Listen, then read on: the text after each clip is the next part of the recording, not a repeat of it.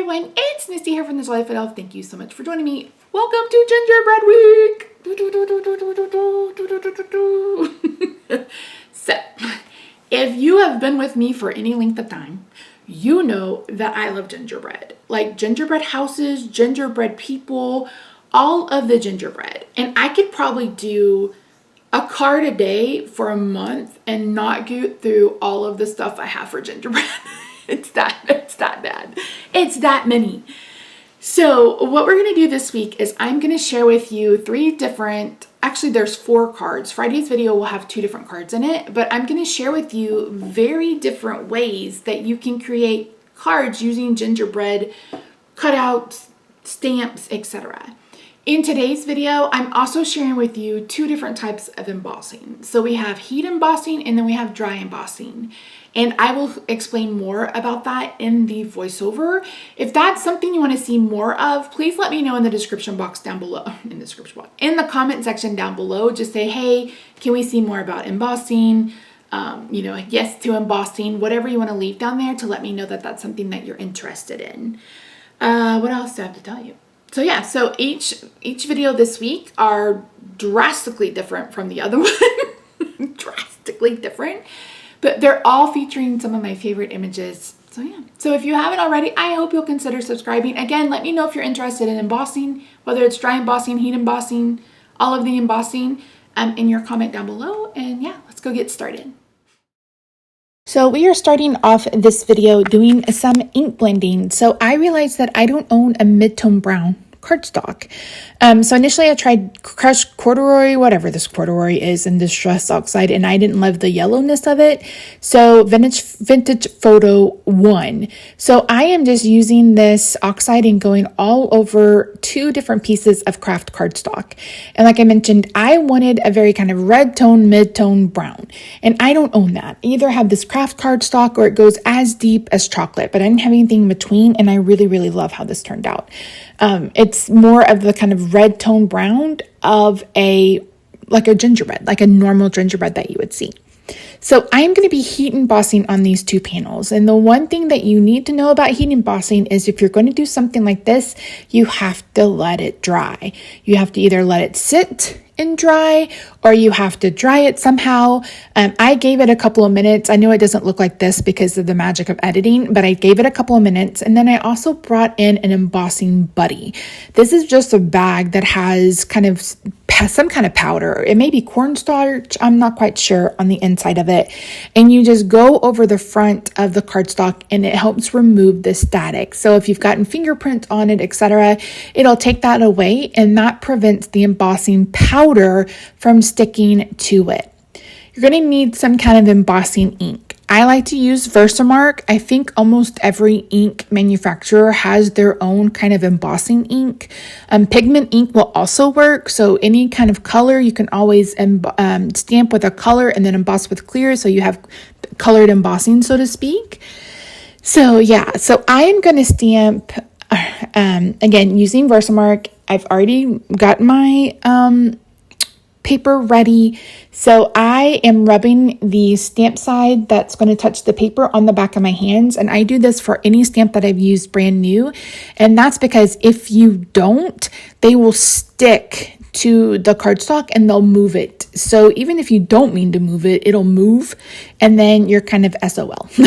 So I did that, and then I have just some white embossing powder. I have switched back to these kind of jars because I was using the other kind of containers and embossing powder was getting everywhere. Okay, so I'm going to share this with you in real time. This is real time. So this is how slow it takes to actually do some heat embossing. So I actually have the stamp or the embossing tool from Stampin' Up. You're going to need something. A blow dryer won't work. I know the one from Ranger looks like it's a blow dryer, but it's actually not. You can get one at Michael's or Hobby Lobby, Joann's. Those aren't necessarily the best. So I recommend the one from Stampin' Up. I like it. I use it. But I know that there are others on the market. So the whole goal of embossing and embossing powder is you have to melt the powder.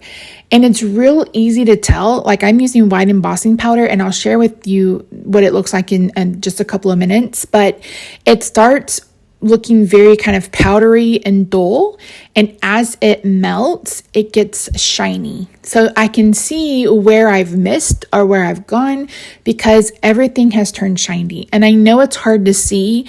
Sometimes it's a little bit easier to see when you're using a much darker cardstock than I am doing, or if there's a bigger contrast between the two. But if you're using regular embossing powder, the way that you can tell it's melted is if it is shiny, unless you're using a matte embossing powder. But again, regular, clear, white, etc. So again, this is real time. This took me almost 2 minutes to heat up just this set of images. So another thing you want to make sure you do is don't touch it. Don't touch it when it's hot because you can smear it. So I'm bringing in 2 little stamp blocks because since now that I've already stamped those candies, I'm going to stamp them using this rather than trying to use a Misty or a Stamparatus. This is just easier and quicker. But again, I prepared this cardstock the exact same way. I'm using the exact same ink, and I'm using the exact same embossing powder.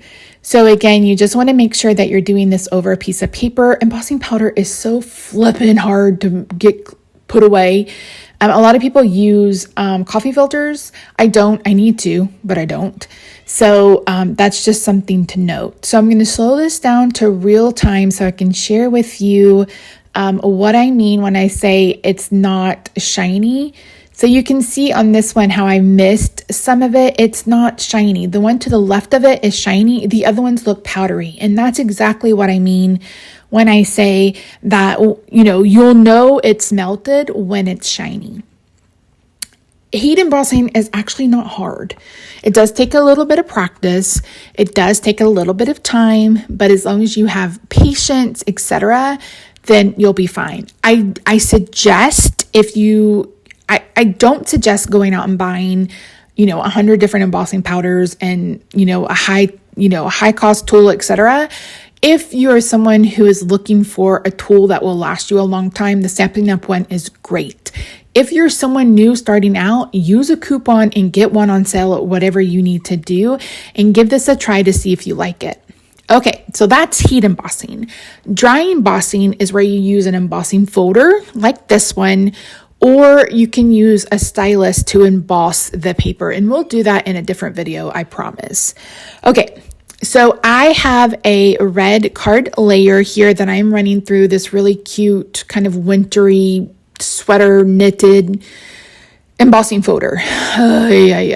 So this is one of those textured impressions one. It's like the 3D impressions.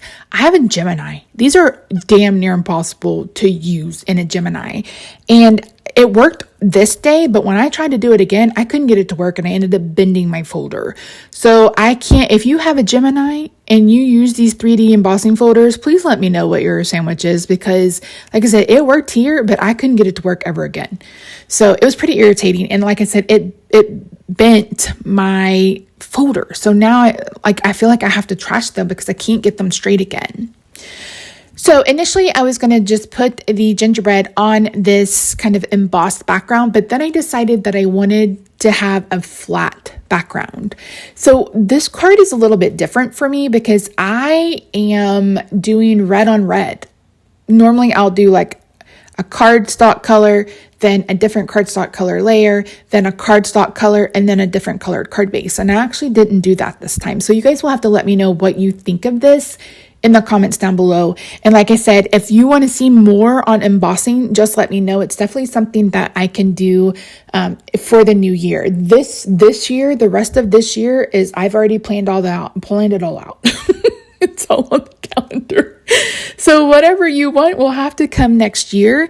I know I've talked about kits and stuff. I've also put that off to the next year. You guys, I'm doing all I can do to get this holiday card series finished for you and be done. So that'll be that's future Misty's problem. I'll let her figure that out. Okay, so I used the largest of my stitch rectangles to cut out the embossed piece. And I used not the next one, but the next one down from that to cut out just this plain red piece of paper. And like I said, I'm actually doing red on red, which is not something I thought I would ever do, but here we are. So I decided I wanted to go ahead and use this craft again, but I wanted it to match the color of the gingerbread. So I went ahead and scored this piece of paper. It's cut at 5.5 by 8.5, and I'm going to score it at 4.25. And then I'm going to, before I fold it in half, I'm going to go ahead and bring in that piece of paper I was using and some Post-it notes. Now, I should have put the Post-it notes on the other side of the bump. I don't know why I didn't think to do that, because when I did this and then I folded it, there was a line at the top, there was a line at the top of the card. So just keep that in mind. Using the same brush with the same technique. This time I'm just going around the edges because the middle is basically going to be covered. And again, I just wanted the cardstock to match the gingerbread pieces. I'm trying to keep it all cohesive. And here you can see the line. It's like, dang it, mistake.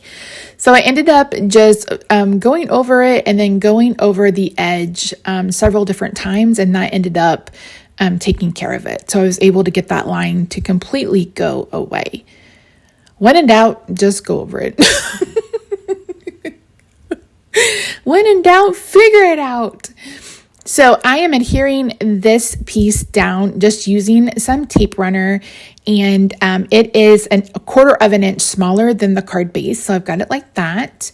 Then I went ahead and brought in some more of that Scotch adhesive. So I'm going to pop up the red, and then I'm going to adhere the house and the people, or the gingerbread people, flat. And then I'll share with you how I'm going to handle the candy.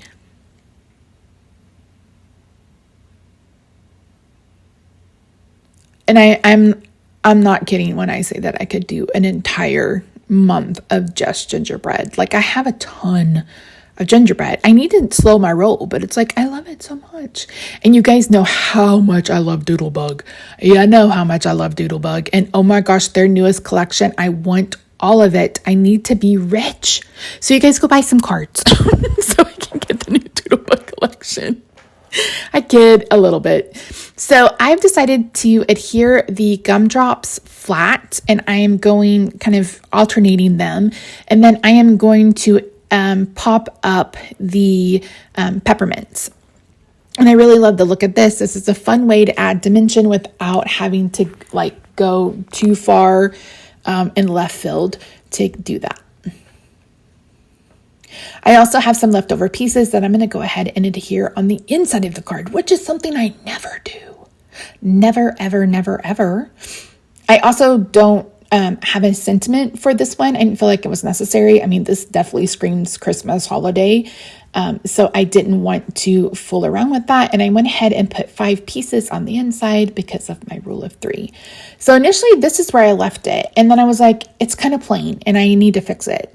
So I brought in my R46 Copic marker and some of these little rhinestones that I have. These are colored. And what I did was I colored enough to go on the house, to go on the people. And I really, really love this. So you can actually color on gems, pearls, etc. with any kind of alcohol marker. So not just Sharpie. You can also use, not just Copic. You can use Sharpie, you can use Bic, you can use Spectrum Noir. Any kind of alcohol marker will do. And after that, that's it. We're done. So thank you so much for joining me today. Let me know in the comments down below if you want to hear more about heat embossing, if you are excited for the rest of the week. And yeah, don't forget to subscribe if you haven't already. I love your faces, and I will see you in my next video. Bye for now.